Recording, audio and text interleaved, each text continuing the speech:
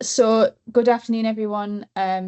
Thank you very much for joining us. We're very excited this afternoon to be taking you through a campaign pre-launch update for phase three of the Suicide Prevention Scotland What If campaign. My name's Lauren. I am the creative director at Electrify, and we're also the strategic communications lead for Suicide Prevention Scotland. And this is Lawrence Brody. I've been allowed out today. being allowed out today. And on the screen, on the holding screen, you'll see six fantastic people who you'll learn a lot more about as we take you through this campaign. What we're going to do is we're going to walk through a presentation with content and some kind of context, and then allow a little bit of time at the end for reflection or indeed any questions if anyone has any. So we'll go through the presentation first, and then we'll close the presentation so we can see everyone, and we'll allow a bit of time at the end for chat and discussion. So if you've got any questions, we can pop your hands up at the end. So we will get started. Yes, brilliant. Good to be with you. I can see that Scott, who's on the end of that picture, is with us today. So um, uh, he's going to see whether or not I can do the presentation with Lauren as well as we did it yesterday when the group got a first sight. Um, Lots to show you this afternoon. Let's just start with a kind of quick sense of how the campaign was built. And I'm just going to pop these up on the screen. We've worked with the co-production group for the last 15, 16 months, developing our public awareness campaigns. We refreshed the group for this phase three. That included an improved focus on diversity within the group, which was absolutely brilliant. It's a constant challenge to make sure that we are considering as many different communities as possible. So it was really good to see the group just naturally evolve and bring fresh faces in for some people ready to take a break. Lauren and I have been on an incredibly wide search for new ambassadors. For any of you who are familiar with our approach to suicide prevention, you will know that it's about people with lived in living experience. We're not here to put ideas in people's minds. We're here to hear. That's a bad sentence, isn't it? We're here to learn from others. And so we spoke to many, many people, the vast majority of whom it was not right for them to take part in this campaign. But fortunately, we found some brilliant people that you'll meet shortly. We've used the foundations of our previous phases. We're still using What If as a kind of baseline. But you will see as well that our focus has changed a little bit. We've nudged it towards asking people, are you thinking of suicide? And in that vein, we mapped out 3 stages to asking about suicide. The visual concept is similar. Real people's experiences are still central, and safeguarding is incredibly important. So that's just a bit of the kind of the notes for us in terms of what we're trying to do. Hopefully, many of you will be familiar that last year we set out to have Scotland's biggest ever conversation about suicide, and actually we did. Conversations about suicide increased by 8% compared to before and after the first phase of our campaign, What If a Conversation About Suicide Could Save a Life? And actually, we've been looking at some of the data, and we can see that over the last 5 years, generally speaking, there has been an increase in conversations when we look at a kind of longer term picture. Our co-production group, though, wanted us to explore something. They wanted us to understand more specifically how people feel about asking somebody that they're worried about, are you thinking about suicide? Being able to ask that very specific question, because we know doing so can save a life. And perhaps not surprisingly, what we learned is that people are less confident, whether it's friends, family, colleagues, to ask that question directly. So we perhaps are comfortable talking about some of the issues around suicide, but perhaps a little less comfortable when it gets down to the absolute central point where we are worried about somebody. And so Scotland's biggest ever conversation about suicide continues, and our new TV advert launches on Friday. Let's have a look.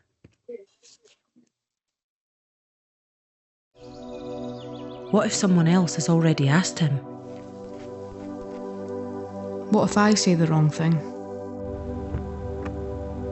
What if he says yes? What if it gives him the idea? What if asking me about suicide could save my life? Asking about suicide won't put the idea in someone's head. It could save their life. And our advert features our 6 ambassadors and a 7th voice there at the end, Jordan, who also has his own lived and living experience of asking about suicide. So a campaign rooted in real people. And you'll see that sort of 30-second TV spot packs quite a lot into the script, which we're just gonna pop up on the screen now for you to have a read through, and that builds into the what if theme and some of those questions. What if I say the wrong thing? What if they say yes? And that's really important for what next, which is where some of the resources and further content comes in, and that sort of myth around putting the idea of suicide in someone's head. If you ask them, so the what if, it gives them the idea, and all of the scenes in that were kind of shot in places where you might be with a friend or family member, so at the cafe, dropping them off somewhere in the home, and this was all the concept that came through really loud and strong from our co-production group. And visually you will see, particularly if you're familiar with phase 1 and 2 of the campaign, as we've said, it all sits under the same messaging and theme, so that we're continuing to hit the public with the same visuals and the same messaging. There's just a slight tweak on the question. So what if asking about suicide could save a life, rather than having conversations about this time, just to turn the dial on that help giving question of asking. We've got 6 ambassadors, as I mentioned, and we'll introduce them in a second. It is a really thorough process that we went through from a safeguarding perspective to make sure that people taking part in this campaign can be as safe as humanly possible. And that meant meeting lots and lots of people, as I said earlier on. One of the things we're incredibly pleased about for this year's campaign is the challenge that was given to us was, can we improve the diversity of the group of people? And we're really delighted to have been able to do that. So let's meet some of those new ambassadors. John made an attempt on his own life 9 years ago. He's supporting other people now. He's a volunteer at the North Ayrshire Wellbeing Recovery College with RAMH, and we'll hear more about his story in a moment. Lindsay and Jenna come from the LGBTQ plus community. Lindsay was about to take part in one of Jenna's boot camp classes and found Jenna in distress. And they had a bit of a conversation which led to Lindsay feeling she had to ask the question, are you thinking about suicide? Jenna was. We've got Scott and Lynn. Scott on the call. Lynn undoubtedly his better half though. But in 2018, Scott made a suicide attempt, and he's found a fantastic way forward. And Scott has a diagnosis of ADHD and autism, but also really importantly has been working with Samaritans Scotland on their lived experience panel and played a key part in developing the University of Strathclyde's new suicide prevention strategy. They're a brilliant couple, and they've learned to talk openly, and for Lynn to ask that question from time to time when it's been necessary. And Noor joined or came to Scotland, 9 years ago from Jordan in the Middle East. She came to study. 2 years ago, she lost a close friend to suicide, and Noor wanted to be part of this campaign because she's dedicated herself in recent years to supporting people in terms of mental health. She's studying suicide in itself at university now, but also as a woman of colour from the Middle East, she wants to see that visual representation of somebody like her. And as she said to us, you don't see people like me in these types of campaigns. So it's a wonderful group. We brought them together for the first time just before Christmas. That's one of the challenges when you bring people from all sorts of different settings, geographically as well. And we came together and we had a jolly good tea party with cake, and have spent a lot of time over the last 3 or 4 months building relationships, and it comes through in the campaign. It's an incredible group of people. And so before we delve into some more of the creative outputs, just a reminder of the campaign priorities that were really important to us as a group. So we wanted to continue to encourage conversations, building on that foundation that we already have over the last 18 months. Importantly, tackle those myths around asking about suicide, break down some of those barriers and explore some of those barriers. Providing advice on how to ask, and I'll talk a little bit more about how we've done that shortly. And as we've mentioned, showing examples of real life conversations, real people, real stories, that everything we do is rooted in lived experience, and continuing to share those powerful stories of how people have found hope that other people can connect to.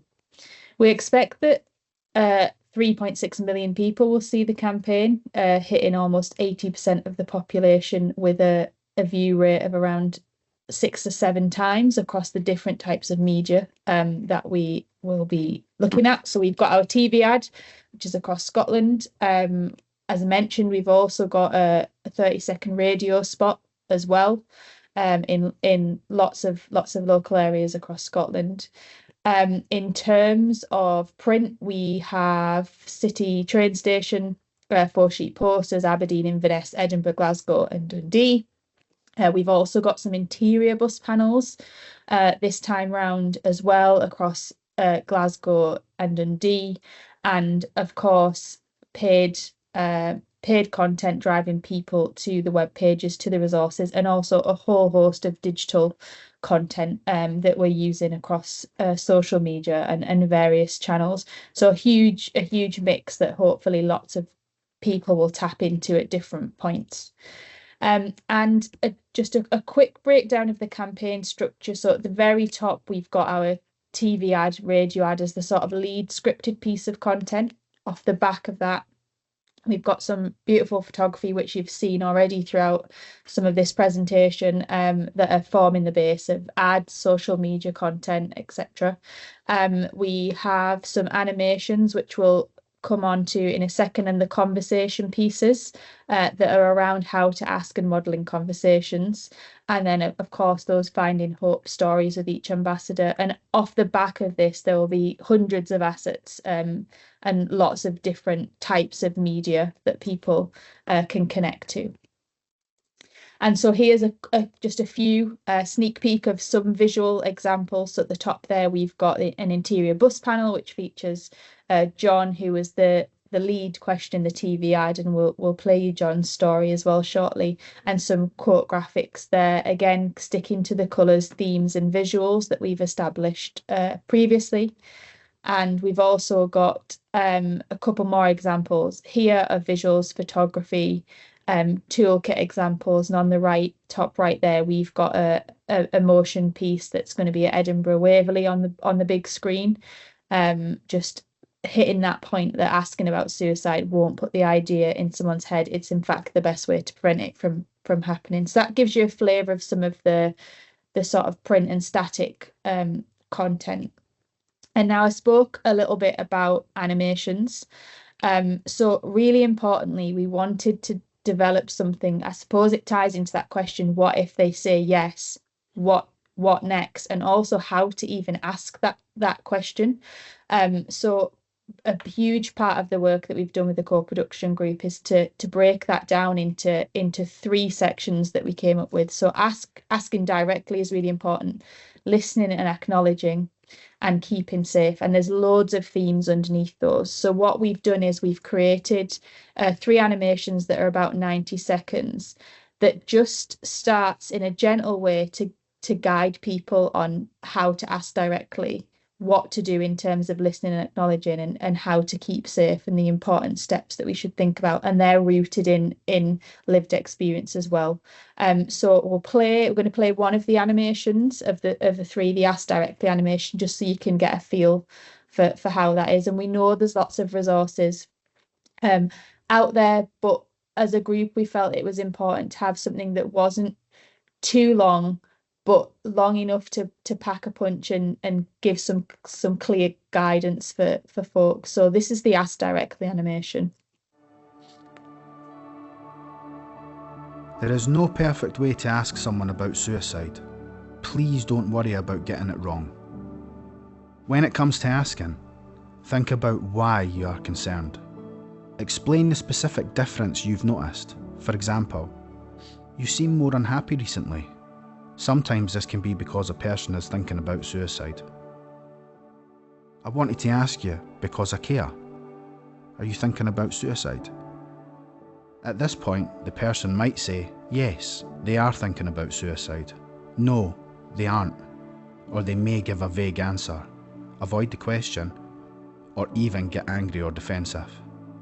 It can be difficult for someone to say yes for the first time. If they say no or don't answer, then asking again, gently, is okay. It's also good to reassure them. If they still say no, then that's okay. You asked because you care. You're here for this person. If you're still worried, you might want to talk to someone else to share these concerns. Now, if they say yes, be careful not to look shocked or upset. Listen carefully, even if it's hard to hear. Try to stay calm. The fact this person has told you how they feel is important. They trust you. Remember, talking about suicide is the best way to prevent it. However the conversation goes, take care of yourself too. We know this isn't easy.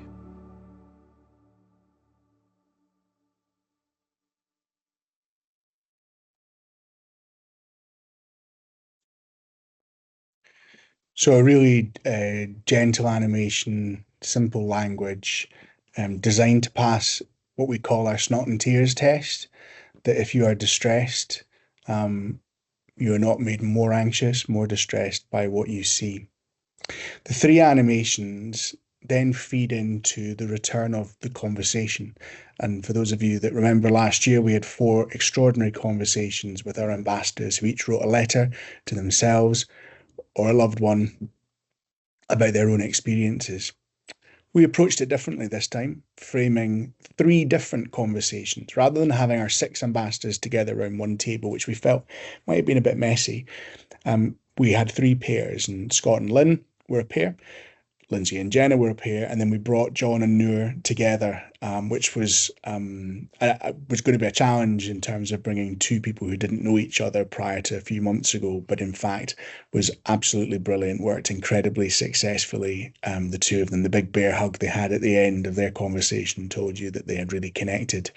And so what we did was we went through the 3 stages: ask directly, listen and acknowledge, keep safe, with each of the pairs. We walked through it. Lauren and I were working off a sort of matrix, if you like, of different points that we wanted to work through with the ambassadors, and also we wanted them to relate their own experiences to that. And so whereas the animations are relatively short, designed to be very, very clear and straightforward, what we see in the conversations and the way we've edited it is the best bits of all 3 conversations, so that there is an ask, listen and keep safe, sort of longer form piece of content that will be 5-6 minutes, that will give you a kind of broader sense of how to have these kind of conversations. So they've been put together. They'll be on the Suicide Prevention Scotland website for Thursday. What we have, as well as with so much of what we do now, it's designed around social first content. So we have, and Lauren, I think, has said she's expecting somewhere between 25 and 30 additional clips. And they'll look a little bit like this, as you can see on screen at the moment, designed for mobile, each with the tab on the left-hand side that's just down to very, very subtly nudge you towards the 3 stages. And it's worth saying that, and this is not part of the sort of external messaging, but the colour choices are deliberate. They come from the Suicide Prevention Scotland brand, the pink, the orange and the mint green, but you might also just very, very quietly interpret it as red, amber, green, as a way of sort of thinking about those 3 stages. So there's some really good content. Let's have a look at just each of these 3 clips to give you a flavour of the type of thing that you'll be able to see across Suicide Prevention Scotland social media channels. And if you were concerned about someone, how would you approach it or ask about suicide, or how would you advise other people to ask about suicide? I think for me, definitely the approach has always been to ask directly, to say, are you thinking about suicide? Have you put a plan in place? And when they don't, sometimes they don't answer straight away. Yeah, I agree. And I think silence is okay. And giving them that space to let them think about it and process it. Yeah. But then come back to them and ask again, now, how do you feel? Do you feel as if you're going to take your own life? I take it badly. Like, see, if I'm talking and I'm expressing something and we're talking about suicide or responding to the question being asked, if I'm interrupted or you can almost see someone being poised, so that what's happening is they're not listening to understand what you're going through, they're listening to respond to what you're saying.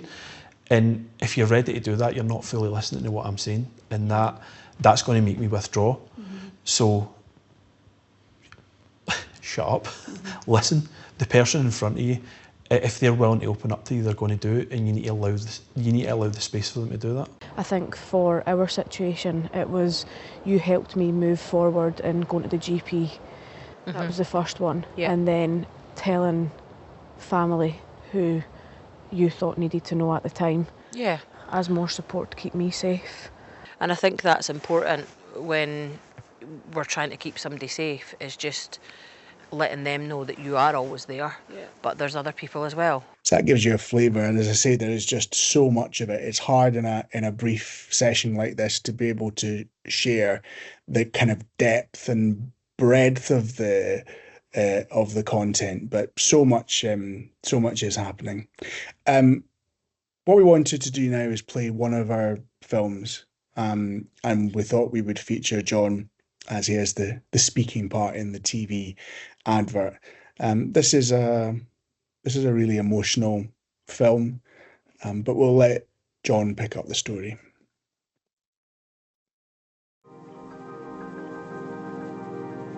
You know, people say, oh, you know, your big smiley face and big bald head and everything, but how can you be depressed and anxious? And you put on that external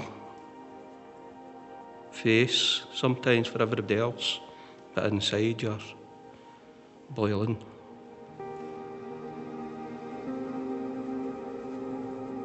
My daughter, who has MS, moved to Italy with her husband, and my wife and I decided that we would move into the next village to help support her. So we sold our house. I took voluntary redundancy, and we were able to buy a house in Tuscany. The economy had taken a real downturn, and by the time we got there, everything was shut down. Building sites were dead. There was just no work. It was terrible. We decided that the best idea would be to move back to Scotland. Our house never ever sold. We reduced it by half, never sold, so we had to cut our losses there. By the end of the time, I had hit a really bad place. It was just too much for me, and I decided to try and take my life because I couldn't see any other way out.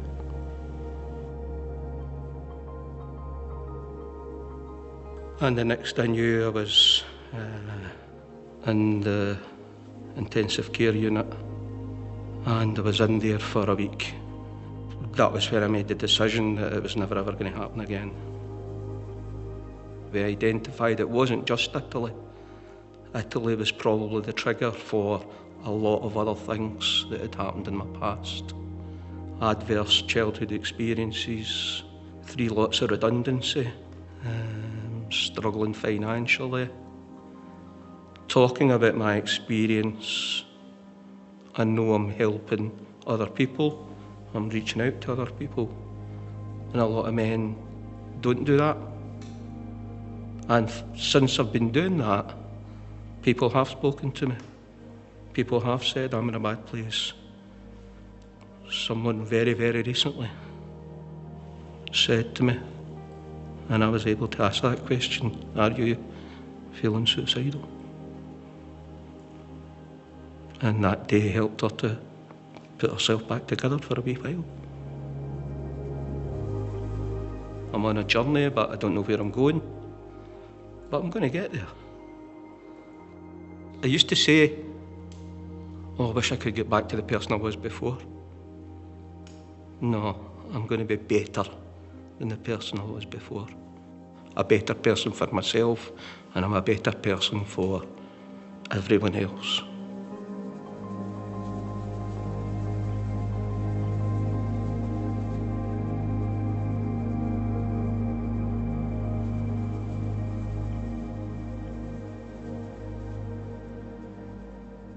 It's an incredibly powerful film there from John, and that's one of four, just to give you a feel and a preview for that. And obviously we're pointing people to the website there with Learn How to Ask at suicideprevention.scot/ask. So the last little bit from us before we turn the presentation off is that the free toolkit returns for the third time for phase 3. So organisations, local leads, local areas can order your digital resources again, dual branded, and be able to promote the campaign locally, and that is available at suicideprevention.scot/ask/resources, which is a separate page for ordering the toolkit. So you can start to order those from today, and obviously the campaign will go live on Thursday, and we'll start to fulfill those orders. So please do make the most of that. Again, it was brilliant over the last couple of phases. We've had over 150 orders. So, and it really does make a difference. We went out to a few different areas for various different things and could see banners and content and things in situ, and it really does make a difference. So please do order at that web address, which is available from today. We'll be sending out a video link to this afternoon's presentation later on this afternoon. That will also include a downloadable guide to the presentation and this link, so you can click straight through to order resources. Our team are standing by, ready to try and process as many as we can. I think probably just worth stressing though, and we've said this at previous phases of the campaign, this isn't about a start line. This is about continuing to do this, continuing to prevent suicide week after week, not just for short bursts of periods. So we had about 150 orders last year. Yeah. Let's see if we can beat that this time around.